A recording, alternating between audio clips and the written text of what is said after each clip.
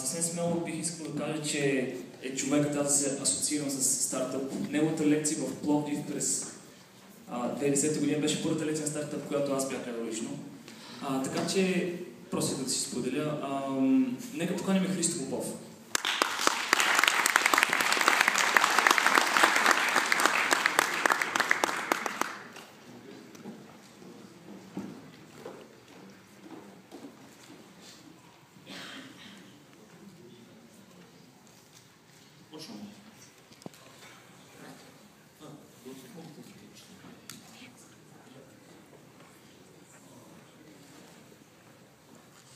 Искам първо да ви питам, има ли някой, който се замисля да става предприемач тук, да знаем още за какво да говорим?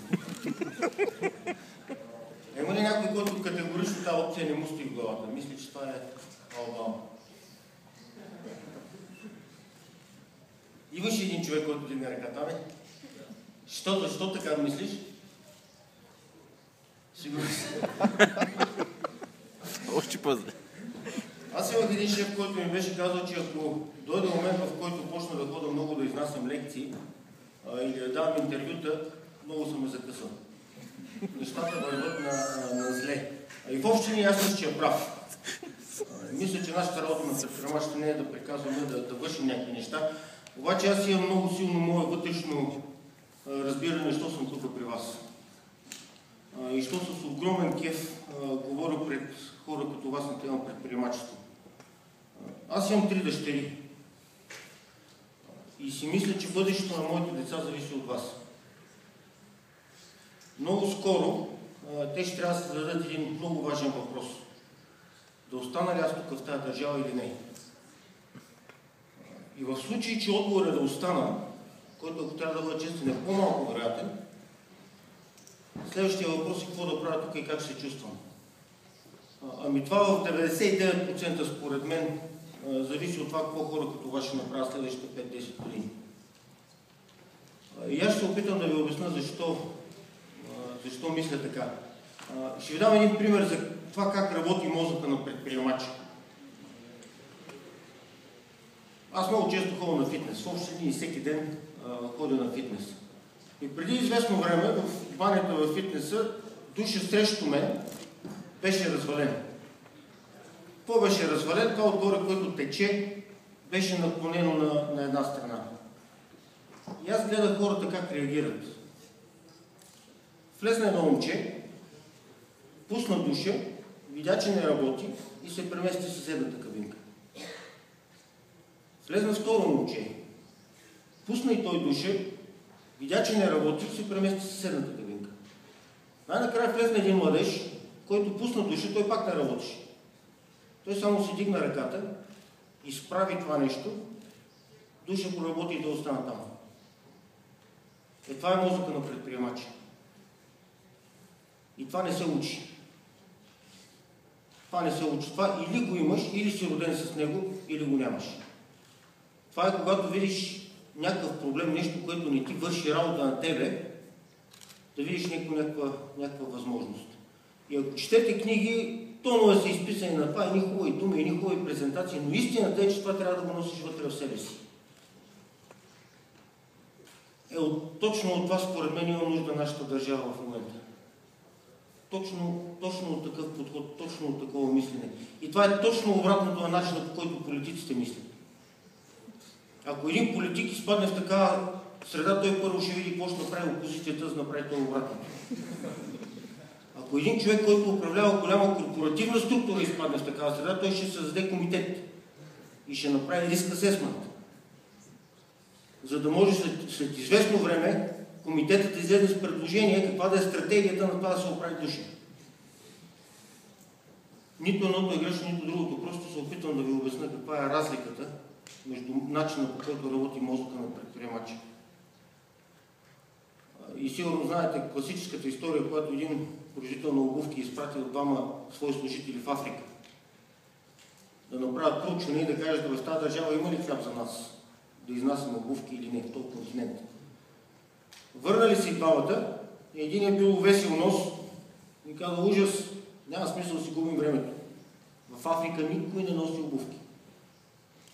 Другия се върнал с една педия по-висока. И казал, Африка е местото за нас. Там има огромен пазар. Там все още никой не носи обувки. Това е разликата в мисленето. И аз това, което говорих с вашите тук приятели от стартап, ще искам да говоря, ще говоря много малко време, за да ни остане повече време за въпроси и отговори. Да се опитам да ви отговоря на неща, които ви вълнуват, а не това, което аз си мисля, че е важно. Аз ще се спра само на 3 неща. Първото е, че да си предприемач трябва да си луд. Второ, че в България е едно от най-трудните места, според мен, света да бъдеш предприемач. И трето ще ви кажа, кое според мен е най-хубавата работа на света. От моята камбанария. Що мисля, че за да си предприемач трябва да си луд? За да си предприемач трябва да можеш да смяташ. Защото в крайна краща става въпрос за пари. За да можеш да смяташ, трябва да разбереш от цифри. Ама ти, ако гледаш цифрите както трябва, никога няма да се хванеш предприемачество. По-голяма вероятност има да се самоубиеш в нищета, отколкото да направиш 1 милиард. Това е статистиката. От 10 бизнеса 3 оживяват 3 години. От тези, които оживеят 3 години, един оживява повече от 5. За да повярваш, че трябва да тръгнеш срещу шанс 0,3%, наистина трябва да не си вред. Кое е обаче това, което трябва да преодолее тая първоначална лудост? Трябва да имаш много голямо его. И затова, ако трябва да бъдем честни, истинските предприемачи не са готини хора. Стив Джобс не е бил хубав човек. Бил Гейтс не е бил готин човек. Това са хора, които много се обичат себе си.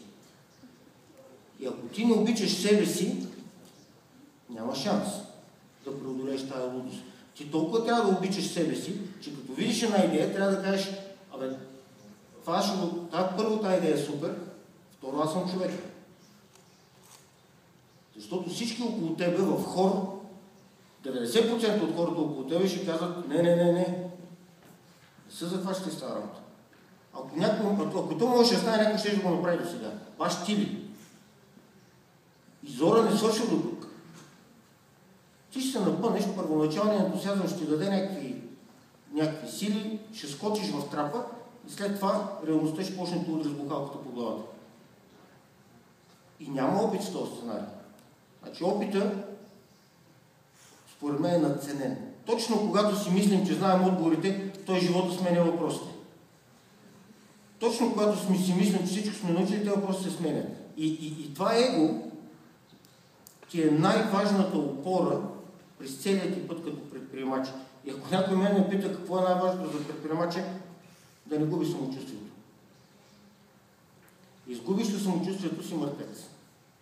И не е въпрос дали си изгубил пари или не. Не е въпрос дали стратегията ти е правилна или не. Дори не е толкова важно дали екипа около теб е готин или не. Най-важното е самочувствието. И затова комбинацията от тези две умения, някаква лудост и изключителна вяра в собствените си възможности, за мен се ключи за бараката да си предприемач. И предполагам, че вие четете за известни личности и предприемачи. Замислете се, те през какви... Замислете се един Стив Джобс това направо. Гонат го от собствената му фирма, той след това отива, слага на една маса всички продукти, които фирмата прави, замахва сърце, махва и оставя 3 продукта. Представете си колко трябва този човек да си вярва в себе си. Това са нещата, които според мен са необходими за един предприемач. Защо мисля, че България е най-трудното место за правене на бизнес? Ние имаме жестока демография. Значи трябва да се заравяме главите като щрауси в пясъка, за да не видим, че това, което се изправя срещу нас като демография, е смърт. Първите 3 месеца на тази година са родени 12 000 бебета в България. 1986 са родени 65 000. 65 000 срещу 12. Колко бебета се раждат в една държава, един от най-силните показатели за self-confidence на консуматорите. ние се стапяме като нация. Изчезваме. Ние сме най-старата нация на света, 44 години средна възраст, най-възрастната нация на света. Ние сме най-бързо изчезващата нация на света с 4% намаляване на година. Тези показатели са смърт. Не само това. Ако се заровим още навътре, то става още по-страшно. От 7 милиона в момента 2 милиона пенсионери. 1 милион цигани, които не работят. 400 хиляди деца, които не работят и студенти. 300 хиляди безработни. И какво става накрая? 300-350 хиляди човека трябва да изкарат цялата държава. Те трябва толкова да печелят и да са толкова честни, че си плащат данъци, че тези пари да стигнат на всички останали. А не сещате това какъв абсурд. Това е първият дер тук в България. Това прави пазара много малък.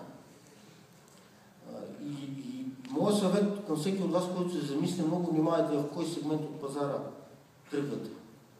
Инстинктивната реакция, ние ще правим нещо, което има възможност да го изнасяме, за да не се ограничаваме в българския пазар. Софтуеристите, това е мечтата. Правят компютърни игри, целият свят е в краката. Тук обаче стигаме до втория проблем, според мен свързан с България. Нашата изключително ниска продуктивност. Почти не е възможно да правиш някакъв бизнес и да не си зависим от средата около теб. Ефективността на това, което ти правиш, поне в 50%, ама минимум в 50%, зависи от ефективността на твоите сервис провайдери.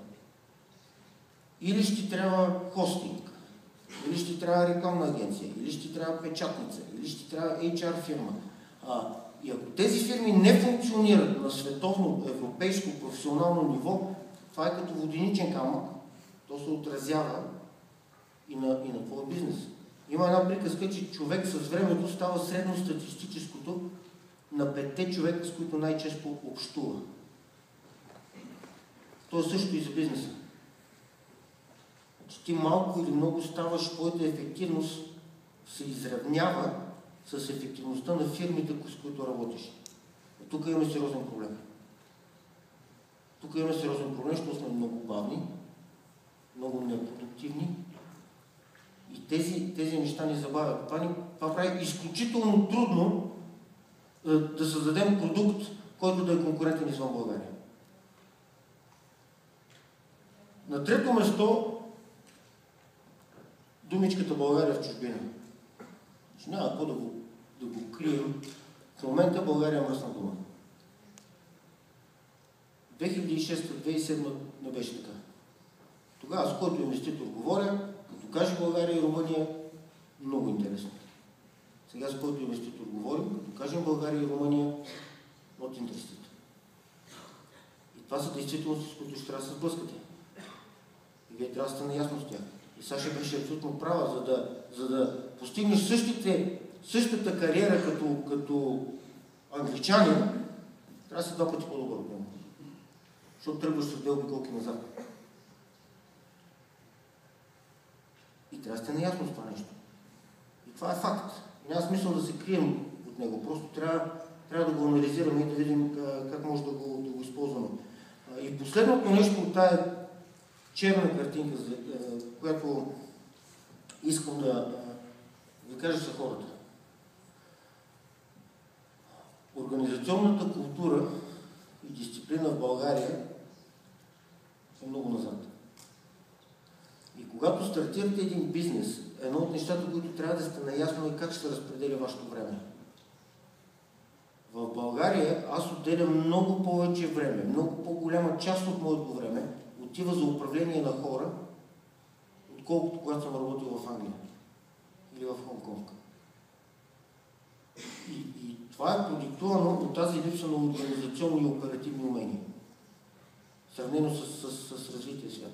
И просто когато стартирате, един от факторите, който много ви бави, една от трудностите, които дори не предполагаме, че изникнат точно тази. И това време трябва да се бюджетира. То е окей, просто трябва да сме наясно. Трябва да сме наясно, че е така. На На този фонд, който ви описувах, според мен има и плюсове на това да сте тук. Един от огромните плюсове е, че конкурентността е много малка. Почти във всяка индустрия, която погледнете, има меган за развитие. И тук моят съвет е, мислете, опитайте се визията, която имате, да е голяма. Няма такова нещо като глупава визия. Колкото по-голяма, по-хубаво. Има една японска поговорка, която често е казвам на такива срещи, кое ражда енергията в хората. Има един термин creative tension. И японците казват, че енергията в хората се ражда от един ластик, който ние държим в двете си ръце. Едната ни ръка е това, което си мислим, че сме в момента. Втората ни ръка е това, което искаме да станем. Колкото е по-голямо разстоянието между тези две ръце, толкова повече ластика е по-опънат. Колкото повече ластика е по-опънат, ние имаме повече енергия. И затова японците казват, че няма мързелив амбициозен човек. Те дори думата им за амбиция и за енергия е най-съща. Затова опитайте се да опънете този ластик колкото се може повече. Аз ще ви дам примери такива хиляди. Основателя на Sony, който е бил един обикновен малък инженер в един малък град в Япония, в гаража си е написал, че той иска да промени представата на света за японската електроника. Само се опитайте да влезнете в главата на този човек. Обикновен инженер в малко градче в Япония. Това е все едно да си един студент, който живее в една малка квартира в Благоевград, който всеки ден се бори с един куп битовизми, който в главата си обаче да повярва, че ще създаде софтуер, който ще промени света. И този човек го е вярвал, това нещо, че го направи. Той искрено го е вярвал. Там според мен е ключа за бараката. Дали ще може нещо главите или главите ни и моите включително да роди, което да е толкова секси, в което толкова силно да повярваме, че да излезнем от този битовизъм. И там е според мен едно от майсторлъците на предприемачи, че ти имаш много трудната роля. Хем да танцуваш на сцената и да си ей до тук в оперативни проблеми, хем да се качваш на балкона и да гледаш какво става. Това за мен е най-важното умение на един менеджер. Да можеш да си и долу, да можеш и да анализираш, да можеш да видиш гората за дърветата. А гората, голямата картинка е много важна. Голямата картинка определя кои неща да правим. И много хора потъват, загиват, губят визията, когато се задръстят в оперативна работа. Другия ми съвет в тук за оперативната среда в България е да започнете много малки. Моят опит показва, че няма нищо по-лошо за един стартап, от това да имаш много пари.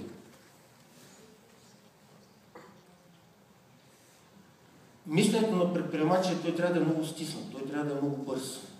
Той трябва да цени всяка стотинка. Този бизнес, който сега правя, ние го стартирахме с доста пари. Big mistake.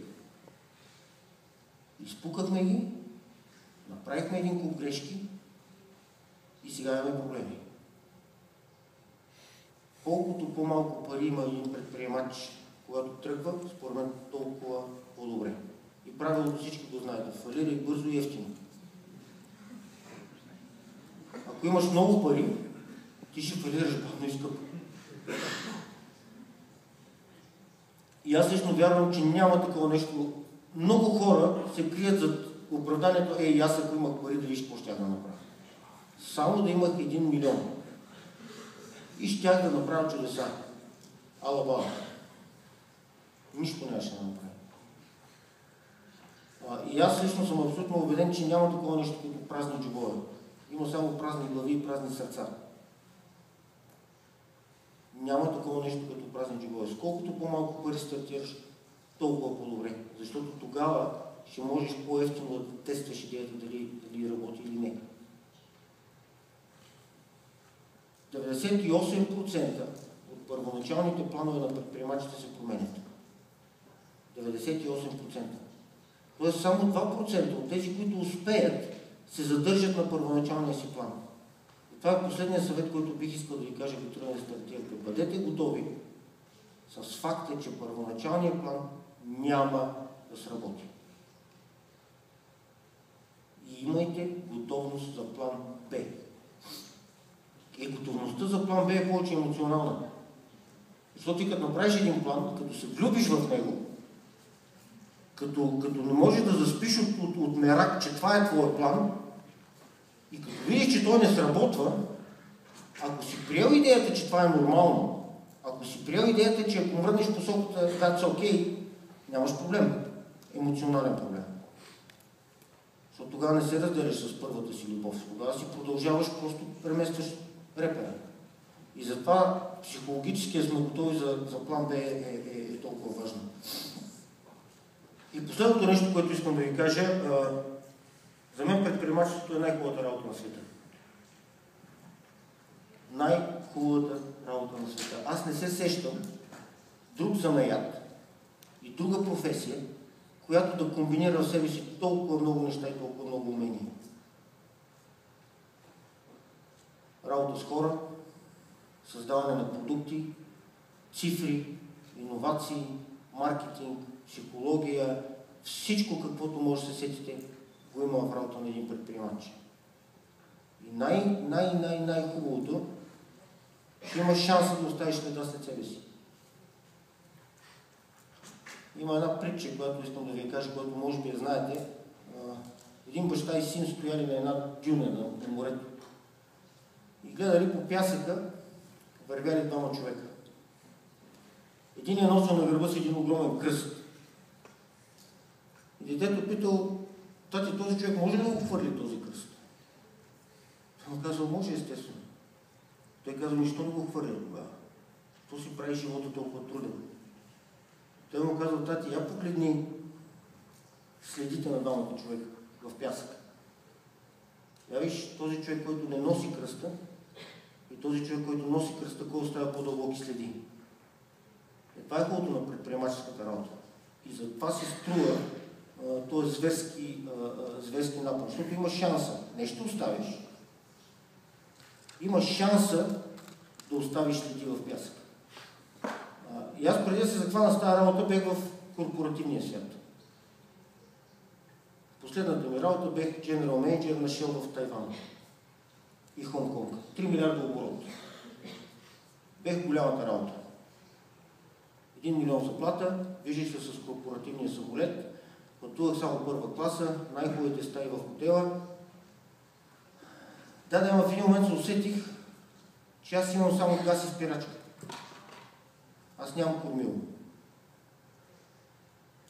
Когато стигнеш в един етап на развитие в корпоративния свят, малко по малко, твоето кормило движението му става все по-малко. Все по-малко, все по-малко, все по-малко, все по-малко. Защото се качваш на големия кораб. Голямата корпорация е един голям кораб. Предприемачеството е една малка спортна кола,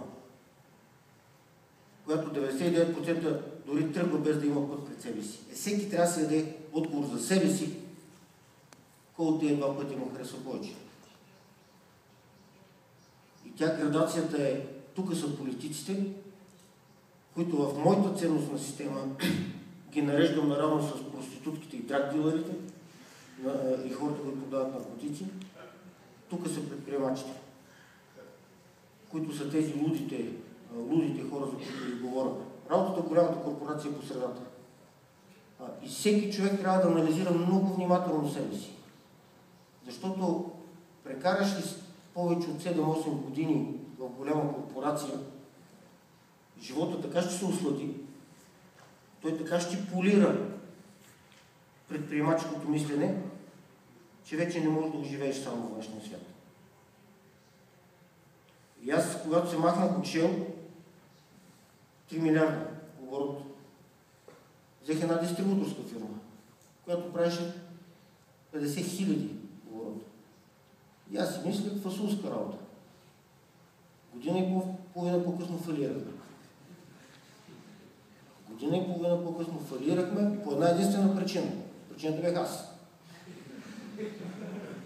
Абсолютно се изложихме като кифлачи. Аз се изложих. Това е наследството от мисленето на голямата корпорация, защото законите на предприемача те са други. Мисленето му е друго. Правилата, по които играе, са други. И като казах закон, се сетих в една приказка какво бил закон. Законът бил една бариера. Змиите минават под него, лъвовете го прескачат, а овцете стоят и чакат. Искам да ви кажа последното нещо и свършвам, за да имаме време за въпроси. Много хора казват, да, ако не успея. Естествено, че са дъните много пъти, но за мен поне най-големият неуспех е да не се опиташ. И най-голямата красота на вашата възраст е, че имате 40 години пред себе си да правите грешки. И пак имате време да ги коригирате. Ще ви кажа накрая една притча за едно гнездо за орлета, където орлицата снесла 4 яйца за орлета. Едното яйце обаче се търкулнало и паднало. И по склона стигнало в един кокошарник. И орлето се излюпило при кокошките. Станало малко орле и гледа неговите братя, орлите летят в небето. И попитал майка си: мамо, мога ли аз да лета? Тя му казва: чакай, как ще летиш, ти си кокошка. Ти не можеш да летиш. На следващия ден пак видя орлите и питал братята си: мога ли аз да летя като тях? Те му казали: не, ти си кокошка. И така то никога не полетяло. Моята поука към вас от тази притча и това, което искам да ви кажа последно, ако сте родени орлета, не слушайте кокошките.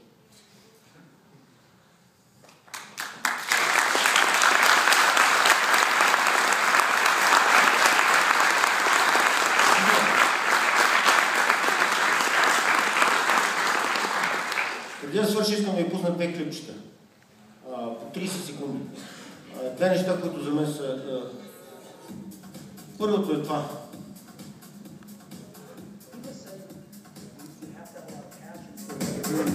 And it's totally true. And the reason is because it's so hard that if you...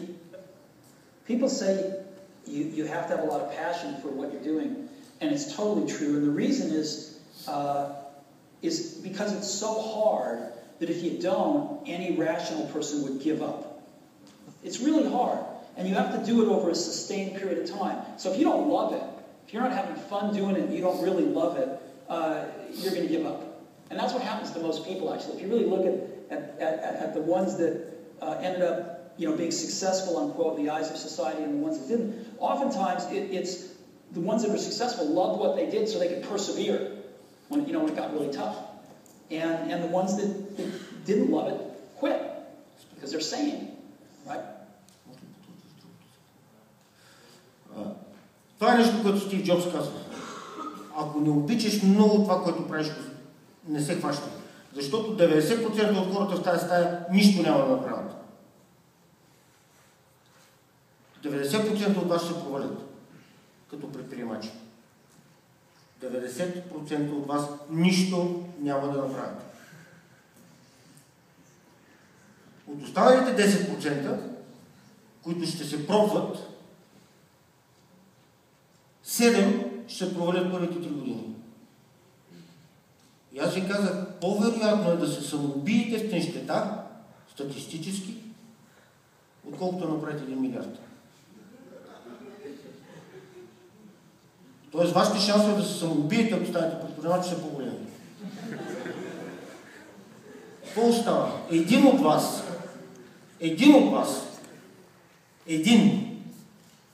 от цялата зала има шанс to make it big. 15 години се занимавам с тази работа, 20, и мога да ви кажа, че си струва всяка секунда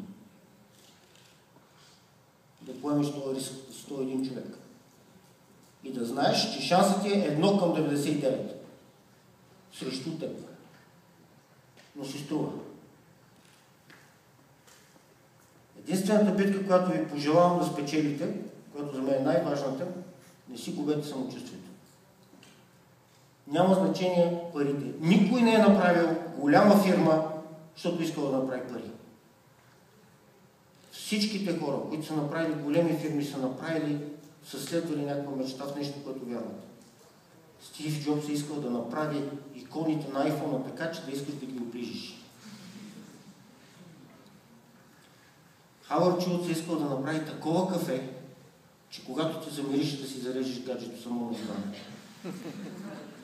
Никой от тях никога не е говорил за пари. Така че не се колебайте, намерете само нещо, което, както той казва, толкова да ви кефи, че като реалността, като почне да ви удря с бухалката по главата, да имате сили да се изправите. И последното клипче. Here's to the crazy ones. The misfits, the rebels, the troublemakers, the round pegs in the square holes, the ones who see things differently. They're not fond of rules, and they have no respect for the status quo. You can quote them, disagree with them, glorify or vilify them, but the only thing you can't do is ignore them, because they change things. They push the human race forward. And while some may see them as the crazy ones, we see genius. Because the people who are crazy enough to think they can change the world